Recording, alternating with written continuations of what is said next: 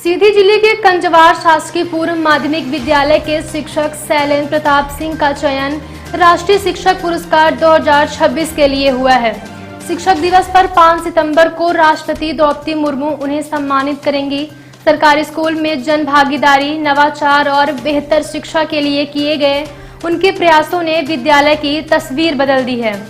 सीधी जिले आदिवासी बाहुल्य क्षेत्र में शिक्षक शैलेंद्र प्रताप सिंह बालेंद्रू ने वर्ष 2011 में महज 11 विद्यार्थियों वाले विद्यालय से अपनी शिक्षकीय यात्रा शुरू की थी।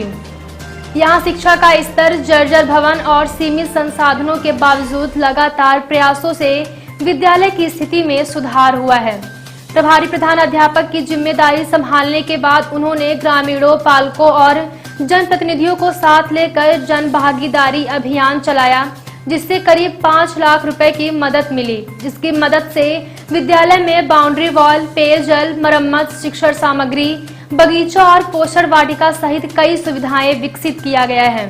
वही विकलांग बच्चों के प्रति स्नेह प्रेम ऐसा कि उनको पढ़ाई के लिए अपने कंधों में उठा विद्यालय लाते। इतना ही नहीं, स्कूल के सुधार में अपने वेतन खर्च की भी परवाह न करते हुए आज हिम्मत कर स्वच्छ और पढ़ने की अलग जगाई है। जहां स्कूल की व्यवस्था और सुधार सहित अन्य प्रयासों का नतीजा रहा कि 2 विद्यार्थियों का नवोदय और 2 का सैनिक विद्यालय में चयन हुआ है। शिक्षा के साथ पर्यावरण और सामाजिक सरोकारों में योगदान के लिए भी उन्हें कई सम्मान मिल चुके हैं। ये तो बहुत बड़ा सम्मान है, क्योंकि ये पूरे मध्य प्रदेश का और सीधी जिले के सभी साथियों का सम्मान है। व्यक्तिगत मेरा सम्मान या नहीं है, मैं ये मान के चलता हूँ। हाँ, ये सम्मान मेरे को कैसे मिला, अगर इस पे बात किया जाए, क्योंकि इसके लिए बहुत सारे बिंदु निर्धारित किए गए हैं, लेकिन मैं शॉर्ट में बताना चाहता हूं कि जब मेरी पदस्थापना 13 अगस्त 2024 को शासकीय पूर्व माध्यमिक विद्यालय कंजवार में होती है, उस समय शाला पूरी तरह से जर्जर अवस्था में था। क्योंकि आंगनबाड़ी में बच्चे शिफ्ट थे, बैठने की कोई व्यवस्था नहीं थी वहां पर।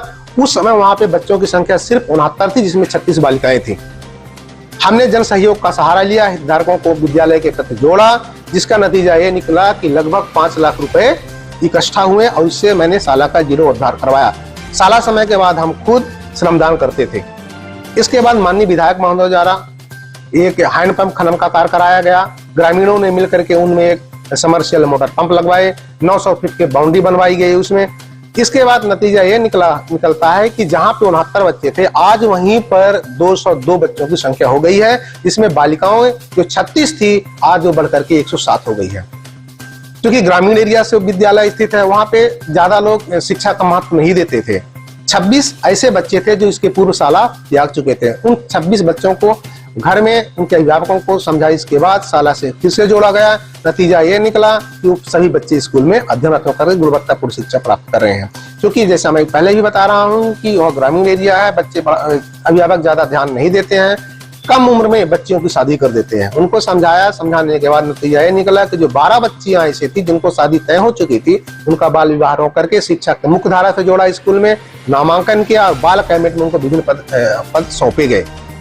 साथ ही मेरे विद्यालय में एक नवाचार और भी है कि मैं प्रत्येक सप्ताह के लिए साप्ताहिक छात्र प्रधानाध्यापक योजना चलाता हूं, जिसमें छात्र ही प्रधानाध्यापक बनते हैं। वो पूरी एक प्रशासनिक निर्णय को छोड़ करके बाकी पूरा निर्णय बच्चे ही लेते हैं। और जब अपने सामने देखते हैं कि मेरे जो लिए गए निर्णय का ये काम हो रहा है, तो उसमें एक आत्मविश्वास झलकता है। नतीजा यह निकला कि आज हमारे विद्यालय में जो छात्र संख्या बढ़ी है, अभिभावकों का मेरे प्रति विश्वास है और लगभग 5 बच्चे ऐसे हैं जिनका चयन नवोदय में हुआ है और 2 बच्चे ऐसे हैं जिनका सैनिक विद्यालय में चयन हुआ है।